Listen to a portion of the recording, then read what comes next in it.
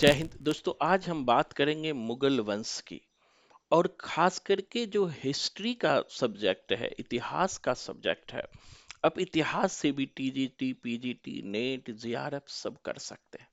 और जिस नोट से मैंने हिस्ट्री से जेआरएफ किया, उसी नोट्स से मैं आज आपको हिस्ट्री के बारे में बताने जा रहा हूं।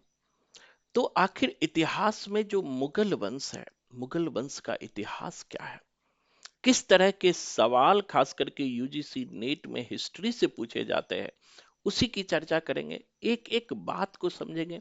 आखिर मुगल वंश का सोर्स क्या है, मुगल वंश को जानने का सोर्स क्या है, स्रोत क्या है, वहां से भी एक दो सवाल पूछे जाते हैं। तो उसी की चर्चा करेंगे। पूरी वीडियो को ध्यान से देखिएगा। अगर आप भी इतिहास से पीजीटी करना चाहते हैं, नेट जेआरएफ करना चाहते हैं, या फिर आईएएस पीसीएस कोई भी पेपर दे रहे हैं, तो आपके लिए ये फायदामंद होगा। जैसे स्क्रीन पर देख रहे हैं दोस्तों कि अगर हम इतिहास में जब हम मुगल की बात करते हैं, तो मुगल में पहला नाम आता है बाबर का। आखिर बाबर कौन था, बाबर कहाँ का था, बाबर का इतिहास क्या है, अगर आप देखने का एक एक पॉइंट समझने का प्रयास करोगे दोस्तों। सेंट्रल एशिया में एक इतिहास क्या है, जैसे मैंने नोट्स में लिखा हुआ है, स्क्रीन पर आप देखते हैं कि सेंट्रल एशिया में 13वीं 14वीं सदी में एक मजबूत तुर्क सत्ता अस्तित्व में आई थी। तैमूर ने 14वीं सदी में, जो तैमूर वंश का जो बाबर है, वह जो है चगदाई तुर्क है। तैमूर और तुर्क दोनों से जुड़े हुए हैं। तो उन्हीं का इतिहास समझना है कि 13वीं 14वीं सदी में मध्य एशिया में एक मजबूत तुर्क सत्ता की स्थापना हुई थी। और तैमूर ने, इसी तुर्क में तैमूर ने 14वीं सदी में सेंट्रल एशिया के जो एरिया है, बल्ख, बोखरा, बदखशा, समरकंद, हेरात, काबुल, गजनी और गंधार को जीतकर एक विशाल साम्राज्य का निर्माण किया था। किसने किया था? तुर्क ने। कि 13वीं 14वीं सदी में तुर्कों की एक मजबूत सत्ता अस्तित्व में आई थी। और ये तुर्क ने सेंट्रल एशिया के जो है बल्ख, बदखशा, समरकंद, हेरात, काबुल, गजनी को जीत करके एक शक्तिशाली विशाल साम्राज्य का निर्माण किया था। और ये विशाल साम्राज्य जो है, भारत को एक उभरते हुए साम्राज्य के रूप में देखते हैं।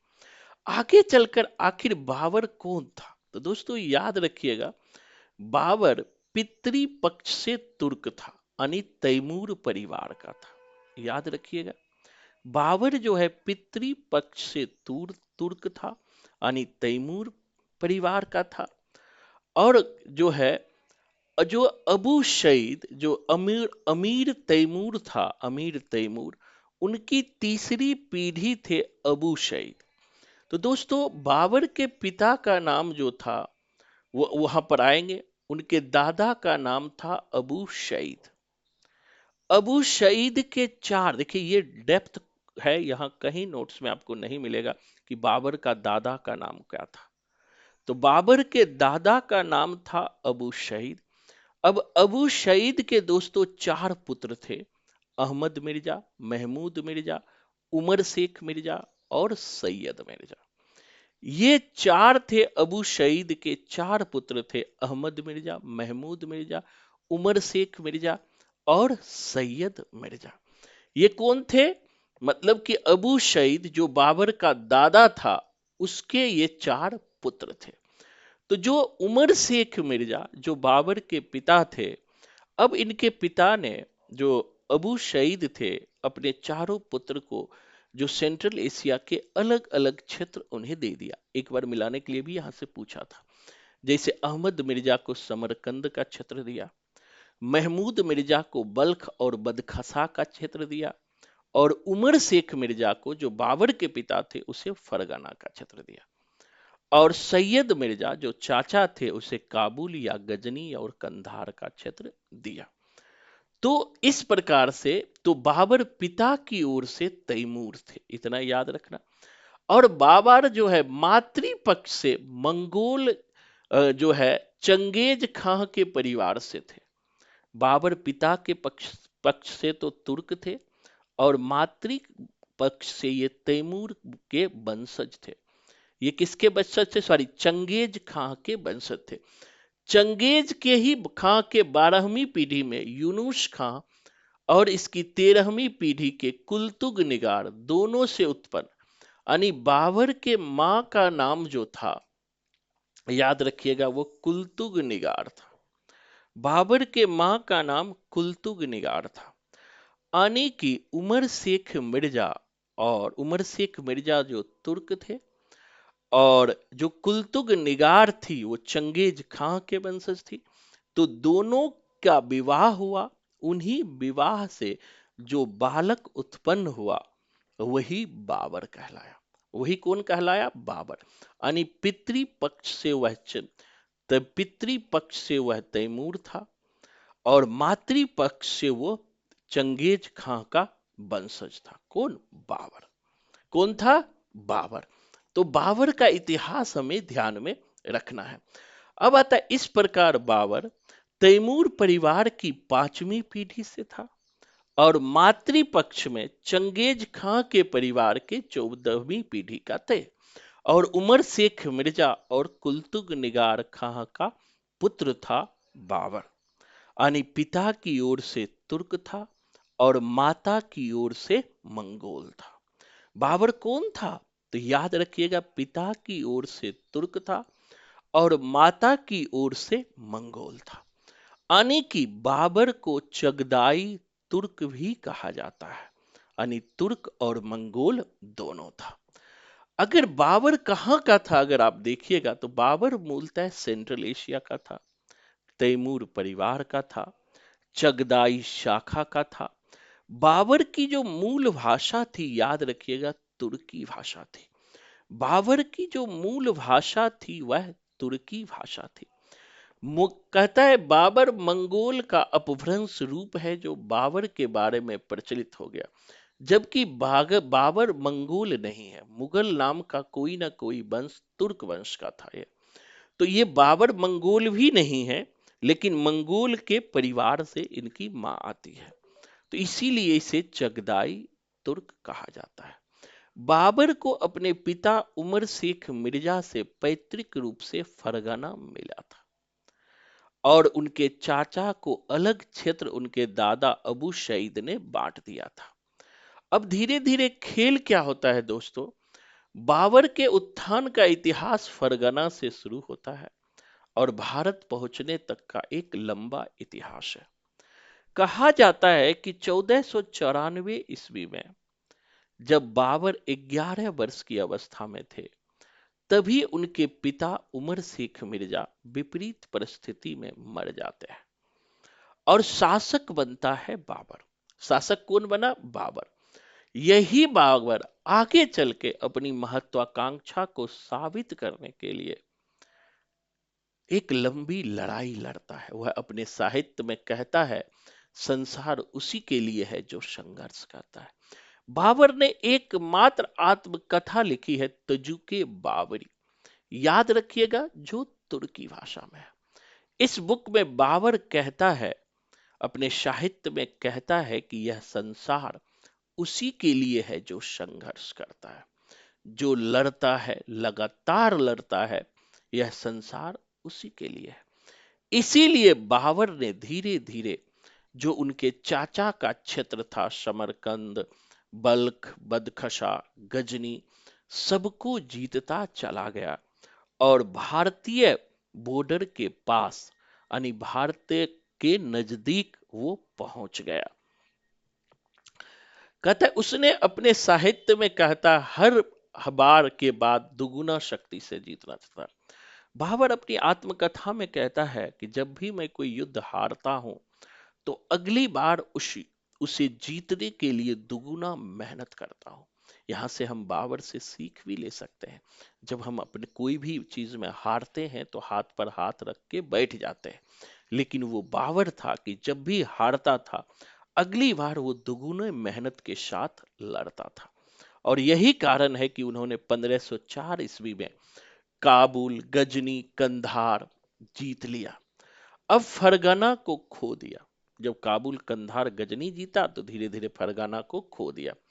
इस प्रकार 1507 तक आते आते अपने मूल पैतृक क्षेत्र फरगना से पूरी तरह बाबर कट गया और अफगानिस्तान का होकर रह गया। वह व्यक्ति जो पहले सेंट्रल एशिया में मिर्जा की उपाधि धारण करता था और 1507 ईस्वी में बादशाह और गाजी की उपाधि धारण कर ले। पहले अपने पिता उमर शेख मिर्जा के नाम पर बाबर जो है मिर्जा की उपाधि धारण करता था, लेकिन 1507 में याद रखिएगा कि बाबर ने मिर्जा की उपाधि छोड़ करके बादशाह या गाजी की उपाधि धारण की। ये भी एग्जाम में पूछता है कि बाबर ने कब बादशाह या गाजी की उपाधि धारण की, तो 1507 में बादशाह या गाजी की उपाधि धारण की। अब काबुल में रहते हुए अपने सैन्य अभियान को इन्होंने दुरुस्त किया, उत्तम व्यवस्था की, युद्ध कला इन्होंने सीखा। तो अब धीरे धीरे बाबर का जो है भारत के सीमा से टकराव होने लगा। टकराव का कारण था एक तो सीमा संबंधी विवाद, और सीमा संबंधी विवाद में भी देखेंगे तो पहला जो था पंजाब का प्रांत था। यहां से भी क्वेश्चन पूछता है, जब बाबर भारत पर आक्रमण कर रहे थे उस समय पंजाब का सूबेदार कौन था। तो याद रखिएगा उस समय भारत में दिल्ली सल्तनत का दौर चल रहा था। सल्तनत की सीमा और काबुल राज्य की सीमा पंजाब में मिलती थी, और दोनों पक्ष का इरादा था कि पंजाब पर प्रभावी नियंत्रण स्थापित करे। अतः स्वाभाविक है कि दोनों के बीच तनाव है। दूसरा कारण था दोनों के बीच तनाव का कि समकालीन भारत की राजनीति बाबर को भारत में आक्रमण करने के लिए प्रेरित कर रही थी, कि जो समकालीन राजनीति थी उसमें बाबर जो है को एक प्रेरणा दे रहा था कि आप आक्रमण कीजिए।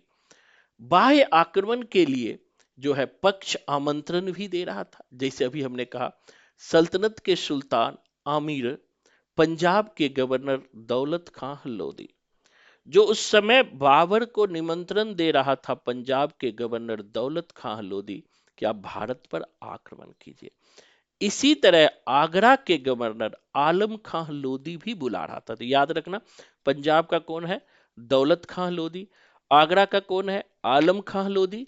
और सिसोदिया वंश के जो शासक थे राणा सांगा की ओर से भी निमंत्रण पड़ रहा था।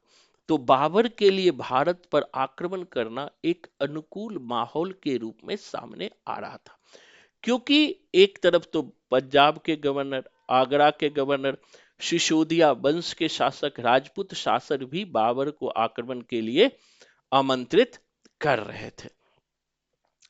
इसी तरह महमूद शाही वंश के शासक महमूद खिलजी द्वितीय, भारत के जो आपस में ही लड़ाई के, इसीलिए कहता है ना आपस में लड़ाई का ही फायदा उठाया बाबर ने। तो जो महमूद शाही वंश का शासक महमूद खिलजी द्वितीय था, वो भी बाबर को बुला रहा था।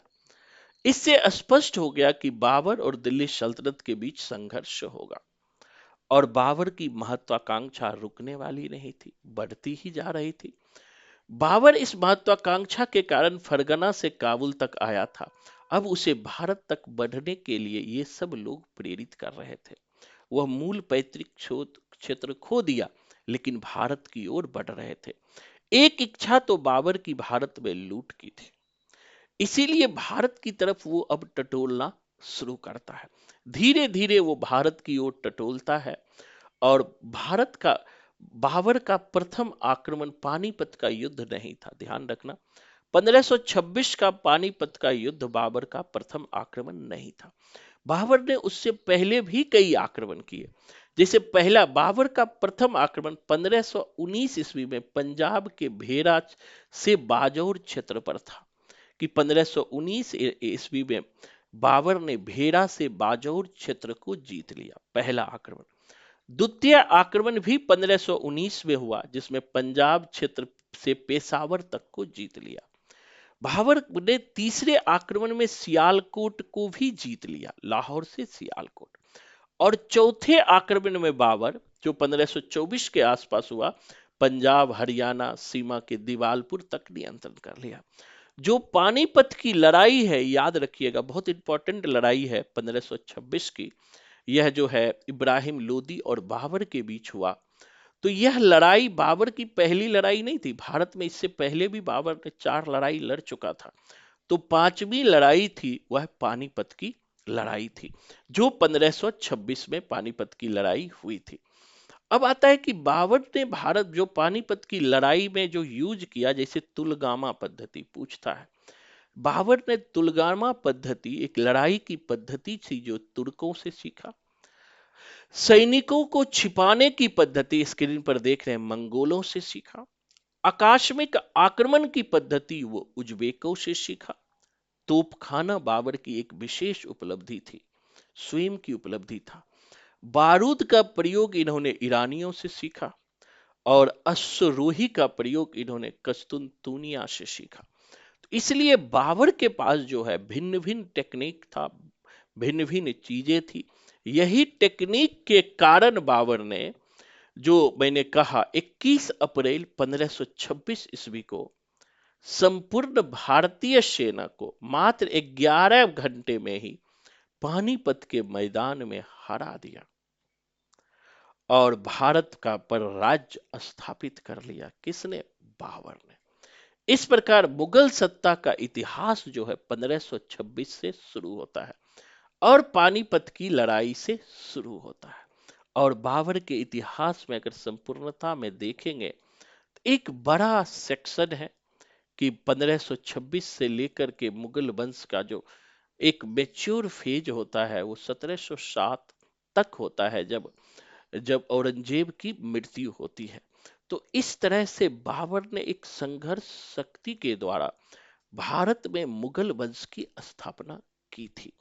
आगे के क्लास में मैं बताऊंगा कि बाबर ने, जब भारत पे सबने आक्रमण के लिए जो है बाबर को बुलाया, लेकिन सबको लगता था कि बाबर लूट करके वापस चला जाएगा। लेकिन जब भारत में ही बाबर रहना पसंद किया और दिल्ली पर अधिकार कर लिए, तो इनके जो आसपास जिन्होंने निमंत्रण दिया था वो भी इनके विरोधी हो गए। इसी विरोध के कारण खानवा की लड़ाई हुई, चंदेरी की लड़ाई हुई, बहुत सारी आगे लड़ाई होती है बाबर के साथ। और बाबर पर जो है एक शासक के रूप में ज्यादा दिन तो नहीं रह पाते हैं, लेकिन 4 साल तक ही रहते हैं। लेकिन एक मजबूत नींव जो है मुगल वंश की, वह बाबर ने ही डाली थी। इस तरह से बाबर के बाद हुमायूं आते हैं, जो 1530 से 56 तक रहते हैं, जो बीच में शेर शाह का भी शासन आता है। फिर हुमायूं के बाद अकबर आते हैं, 1556 से 1605 तक रहते हैं। फिर जहांगीर आते हैं, 1605 से 27 तक रहते हैं। फिर जो है जहांगीर के बाद उनके पुत्र शाहजहां आते हैं, जो 1627-28 से लेके 1657 58 58 तक रहते हैं। फिर औरंगजेब आते हैं, जो लगभग 50 साल से भी ज्यादा 1658 से लेकर के 1707 तक मुगल वंश का शासक रहता है। इस दौर में मुगलों ने एक एक विशाल साम्राज्य की स्थापना की और धीरे धीरे औरंगजेब के बाद किस तरह मुगल वंश का पतन होता है, तो एक एक पॉइंट्स को जानना जरूरी है। साथ ही साथ अगर इतिहास पढ़ते हैं तो इस दौरान के टेक्स्ट को, उनके दरबारी कवि ने कौन कौन सी बुक लिखी, साहित्यिक सोर्स क्या है, मुगल को जानने के लिए पुरातात्विक सोर्स कहाँ है, क्या है, यहाँ से भी सवाल पूछता है। तो इनको भी जानना जरूरी है। तो आज के लिए इतना ही। नेक्स्ट क्लास में हम आगे और भी जो है बाबर के बारे में चर्चा करेंगे। धन्यवाद। जय हिंद।